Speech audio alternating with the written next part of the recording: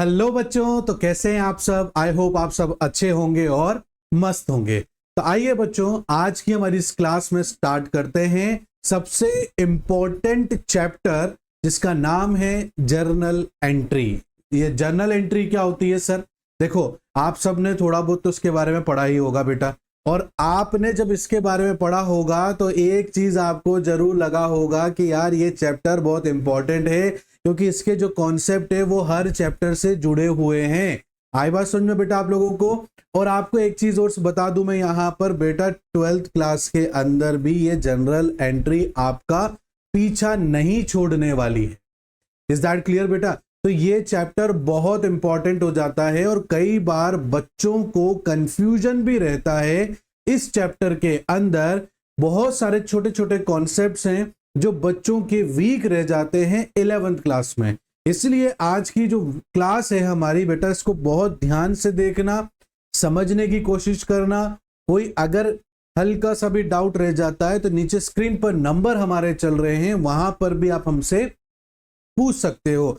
और इससे पहले बेटा मैंने एक वीडियो और अपलोड किया था जिसके अंदर मैंने इंट्रोडक्शन ऑफ अकाउंटिंग दिया है, जहां पर कुछ बेसिक्स वर्ड्स हैं जो मैंने आप लोगों को समझाए हैं अकाउंट्स स्टार्ट करने से पहले।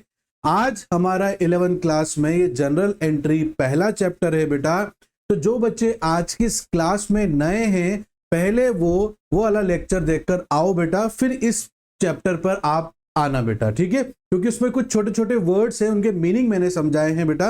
वो मीनिंग आपके लिए समझना बहुत इंपॉर्टेंट है बेटा। इज दैट क्लियर बेटा? तो चलो स्टार्ट करते हैं बिना किसी देरी के और बिना किसी टाइम वेस्ट के। तो देखो बेटा, जनरल एंट्री क्या होता है। अगर जनरल एंट्री को मैं एक भाषा में या एक कॉन्सेप्ट में या एक बहुत आसान तरीके से अगर मैं समझाऊं, तो मैं जनरल एंट्री के लिए एक ही बात कहूंगा। जनरल एंट्री मतलब होती है एक आपकी पर्सनल डायरी, जहां पर आप डे टू डे आपके दिन भर में आपके साथ क्या हुआ, आपने आज दिन भर में क्या क्या किया, आज का दिन आपका कैसा निकला, आप आज किन किन लोगों से मिले, आपने आज अपने कंपनी के अंदर क्या क्या काम किया, कुछ भी जो हम दिनचर्या हमारे पर्सनल डायरी में लिखते हैं, वैसा ही ये जर्नल एंट्री एक तरह से समझ लीजिए हमारे बिजनेस की क्या है, एक पर्सनल डायरी है, जहां पर ये जनरल एंट्री में बिजनेस लिखता है कि उसके पास कहां कहां से आज पैसे आए, उसने उन पैसों से क्या क्या खरीदा, उसने उन पैसों से कितने लोगों से माल खरीदा बेटा, और कहां कहां से माल बेचकर पैसा आया। ये सारी entry day to day basis पर कंपनी या फर्म भी लिखती है। और ये जिस अकाउंट में, सपोज करो इसको ऐसे बोलते हैं कि ये जिस जगह इसको लिखती है ना, उसे जर्नल एंट्री बोलते हैं। Is that clear? तो ये बिजनेस का एक पर्सनल अकाउंट है बेटा, जहां पर, या मैं बोलूं सॉरी, पर्सनल अकाउंट नहीं है, सॉरी, ये बिजनेस की पर्सनल डायरी है, जहां पर डे टू डे बेसिस पर एंट्री की जाती है बिजनेस के द्वारा कि उसने जो भी आज दिनचर्या में किया है उसको। बट यहां पर सिर्फ अकाउंट से रिलेटेड, भाई कहां से पैसा आया, किसको पैसा दिया, कितना माल परचेज किया, कितनी सैलरी दी, है ना, कितना प्रॉफिट हुआ, ये सब की एंट्री करते हैं हम लोग इसके अंदर। इसीलिए इसको जनरल एंट्री बोलते हैं और जनरल एंट्री का मतलब ये होता है। आई होप आपको थोड़ा बहुत इसमें समझ में आया होगा बेटा, ठीक है? अब देखो, मैं आपको एक और एग्जाम्पल से इसको समझाता हूं। इज दैट क्लियर बेटा? एग्जाम्पल ये है कि एक क्या कहते हैं, कॉलेज का एक स्टूडेंट है जो बिजनेस करना चाहता है बेटा। क्या करना चाहता है? वो बिजनेस करना चाहता है। तो उसने काफी डिसाइड करके सोचा कि क्यों ना एक स्टेशनरी का बिजनेस किया जाए, है ना। अपन वहां पर स्टेशनरी में जो भी बुक्स हैं, कॉपीज हैं, रजिस्टर्स हैं, पेन है, पेंसिल है, कटर है, रबड़ है, जो भी है स्टेशनरी से आइटम्स में वो वहां पर बेचूंगा, ठीक है। इसके लिए उसने अपने पिताजी से पैसे लिए। कितने पैसे लिए बेटा? 50,000 रुपीज लिए, ठीक है। अब इस बात को यहीं पोज कर देते हैं, ठीक है। अब आप इस बात को यहीं होल्ड कर दो। अब एक और बात समझाता हूं। वैसे तो मैंने ये अपने इंट्रोडक्शन ऑफ अकाउंटिंग में आप लोगों को समझाया था, बट अब मैं दोबारा से इस बात को समझाता हूं बेटा। जब भी हम कोई बिजनेस करते हैं तो यहां पर हम और हमारा बिजनेस अलग अलग हैं। दोनों एक नहीं है। और बिजनेस को आर्टिफिशियल पर्सन बोला जाता है बेटा। क्या बोला जाता है? सॉरी, आर्टिफिशियल पर्सन बोला जाता है। दोनों ही अलग अलग होते हैं, ठीक है। तो हम मतलब ओनर, हम क्या करते हैं, हमारे पैसे को आर्टिफिशियल पर्सन जो हमारा बिजनेस है उसे पैसे दे देते हैं, ठीक है। आर्टिफिशियल पर्सन को पैसे देना जो होता है वो हम उसको पैसे दे देते हैं बेटा। इज दैट क्लियर बेटा? और यहां पर जब भी हम बिजनेस में पैसा डालते हैं तो उसको क्या बोला जाता है बेटा? कैपिटल बोला जाता है। क्या बोला जाता है बेटा? कैपिटल बोला जाता है। इज दैट क्लियर बेटा? और यहां पर जर्नल एंट्री हो चाहे किसी भी प्रकार की भविष्य में आने वाले भविष्य में एंट्रीज हम लोग यहां पर करेंगे बेटा, वो सारी की जो सारी एंट्रीज हैं बेटा, वो सारी जो एंट्रीज हैं आप हमेशा अपने आप को फर्म मानकर करेंगे बेटा। क्या मान के करेंगे बेटा? फर्म मानकर करना है आप लोगों को। ना ही आपको ओनर मान के करना है, ना ही कोई सीए, ना कोई अकाउंटेंट मान के करना है। आप हमेशा जो भी एंट्रीज करोगे अपने आप को क्या मानोगे बेटा? अपने आप को फर्म मानना है कि भैया मेरे ओनर ने मुझे पैसा दिया है तो मेरे ऊपर लायबिलिटी क्रिएट होती है कि इस पैसे से मैं बिजनेस करूं और बिजनेस से प्रॉफिट कमाकर अपने ओनर को दूं।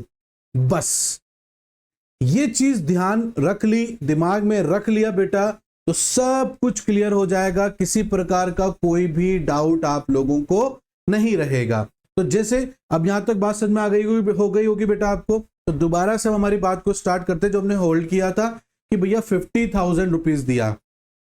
अब जैसे मैं आपको यहां पर फॉर्मेट बता देता हूं जनरल एंट्री का कि फॉर्मेट क्या होता है। अकाउंट्स के अंदर फॉर्मेट्स बहुत इंपॉर्टेंट होते हैं बेटा।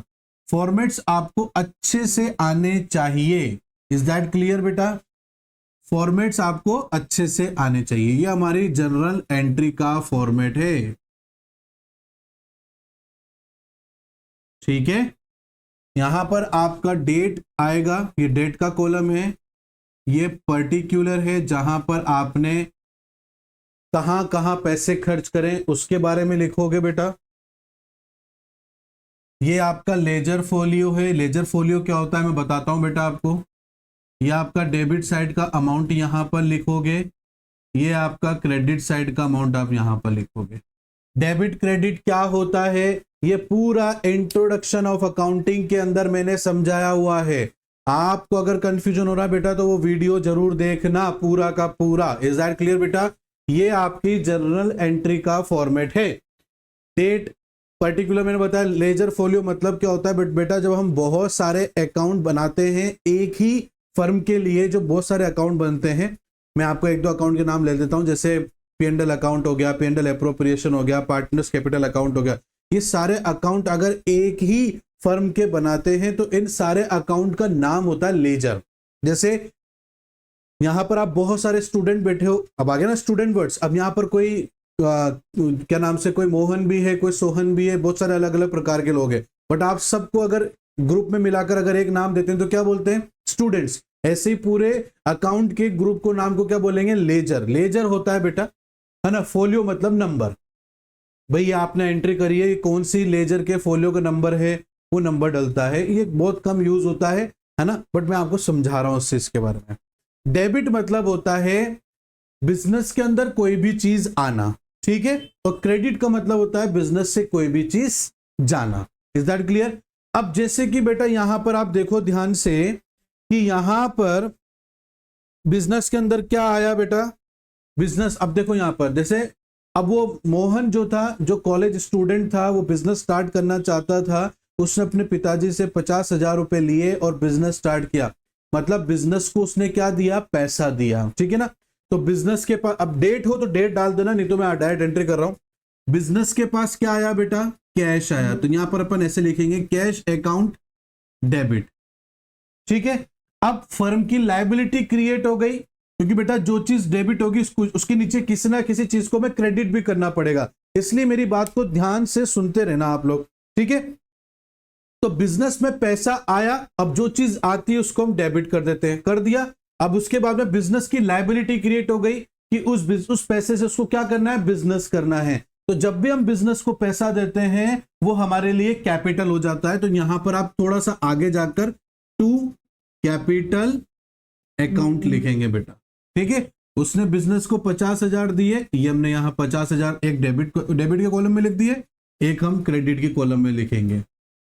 दोनों तरफ कॉलम हर जगह सेम चलने चाहिए। इवन अगर हम लास्ट में टोटल भी करेंगे ना इनका, तो दोनों तरफ का टोटल सेम आना चाहिए। अगर टोटल सेम नहीं आया मतलब आपने जर्नल एंट्री में कहीं ना कहीं मिस्टेक करी है। हम यहां लिख देंगे कैश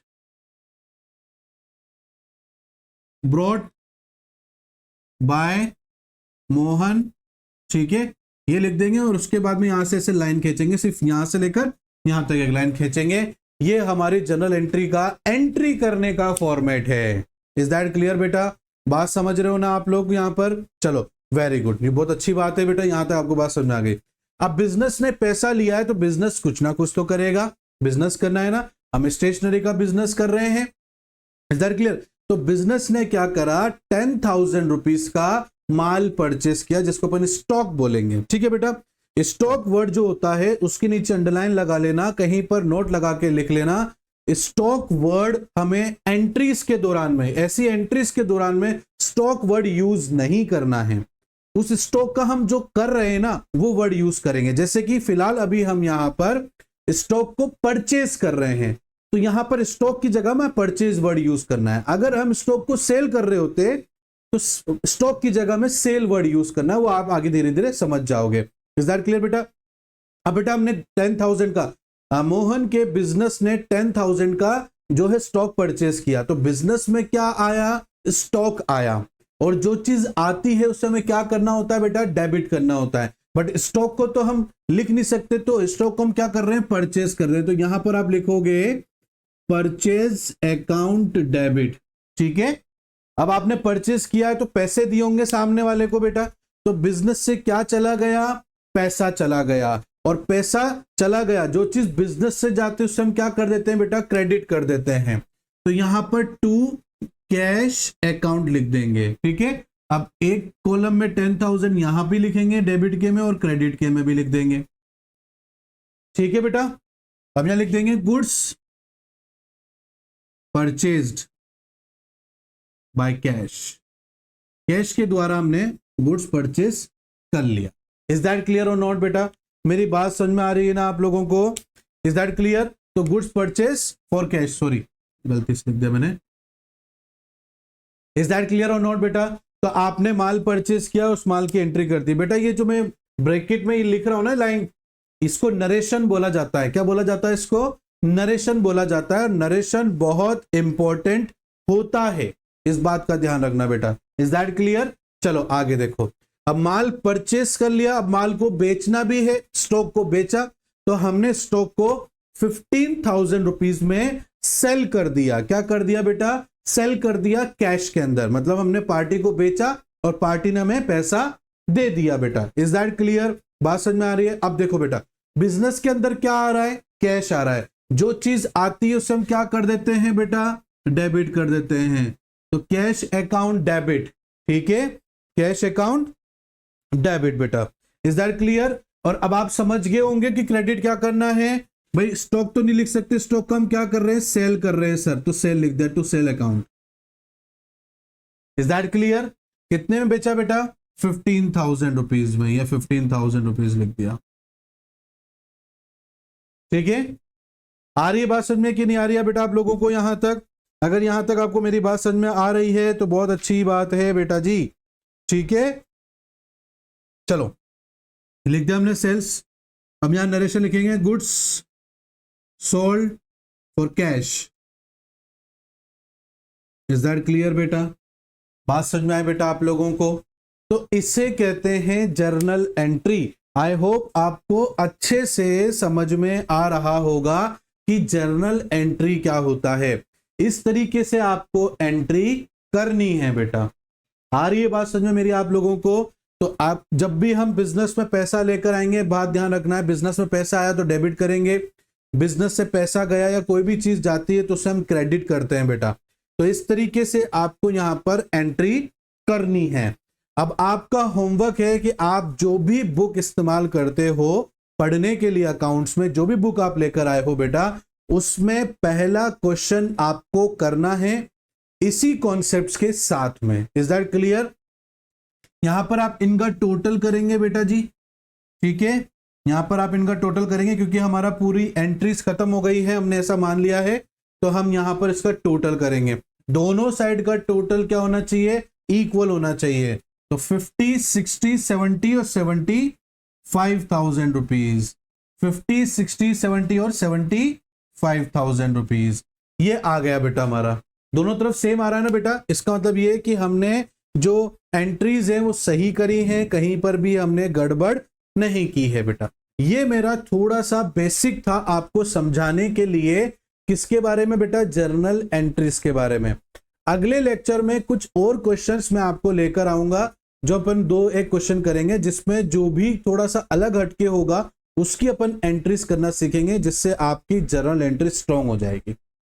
इज दैट क्लियर? आपका बस इतना सा ही होमवर्क है बेटा कि आपको जर्नल एंट्री का पहला क्वेश्चन करना है, ठीक है। मैंने जिस तरीके से कॉन्सेप्ट बताया उसी तरीके से, भले वीडियो को दोबारा बार बार देखना पड़े तो देखना बेटा, ठीक है ना, उसी कॉन्सेप्ट से करना। उसमें कहीं ना कुछ डाउट आपको आएंगे बेटा। Is that clear? और वो डाउट आना भी चाहिए बेटा, मैं चाहता हूं वो डाउट आपको आए, ताकि नीचे स्क्रीन पर नंबर चल रहे हैं वहां पर आप अपने व्हाट्सएप पे जुड़कर हमसे डाउट पूछ सकें बेटा। आप चाहो तो कमेंट बॉक्स में भी हमसे पूछ सकते हो। और हाँ, अगर पूरा क्वेश्चन कर लिया तो जरूर याद रखना कि आपको मुझे मैसेज करना है, चाहे कमेंट बॉक्स में करो कि सर हमने वो होमवर्क आपने जो दिया था वो हमने कर लिया बेटा। Is that clear? तो मुझे पता लग जाएगा कि भाई हाँ भाई बच्चों को आ गया समझ में। और डाउट आ जाता है बेटा तो स्क्रीन पे नंबर चल रहे हैं, वहां पर आप हमसे जुड़ सकते हो और पूछ सकते हो कि सर हमें ये क्वेश्चन नहीं आया है। इज दैट क्लियर बच्चे? ठीक है ना? तो इस होमवर्क को डेडिकेटली करो बेटा, ठीक है ना। मक्कारी बिल्कुल नहीं करनी है, अच्छे से पढ़ना है, समझना है बेटा। बेसिक बहुत जरूरी होता है 12th के लिए, और 11 पूरा बेस है। इज दैट क्लियर बेटा? तो ये बात को ध्यान रखना और अच्छे से एंट्री करना। डाउट आएंगे हमसे पूछना, टेंशन लेने की कोई जरूरत नहीं है। Is that clear? ये थोड़ा सा बेसिक था बेटा। नेक्स्ट लेक्चर के अंदर मैं 1-2 क्वेश्चन और लेकर आऊंगा जिसमें बच्चों को डाउट रहते हैं, वो डाउट भी मैं क्लियर कर दूंगा। कुछ ऐसे हार्ड क्वेश्चन में लेकर आने वाला हूं बेटा, तो इंतजार करना जब तक आपको ये समझना है और होमवर्क करना है। और बेटा अगर आज का लेक्चर अच्छा लगा हो तो प्लीज लाइक जरूर किया करो बेटा, और शेयर करो अपने और भी बहुत सारे दोस्तों के साथ में, और सब्सक्राइब करना और बेल आइकन को प्रेस करना बिल्कुल मत भूलना। मिलते हैं नेक्स्ट क्लास में, तब तक के लिए thank you and bye bye बच्चों।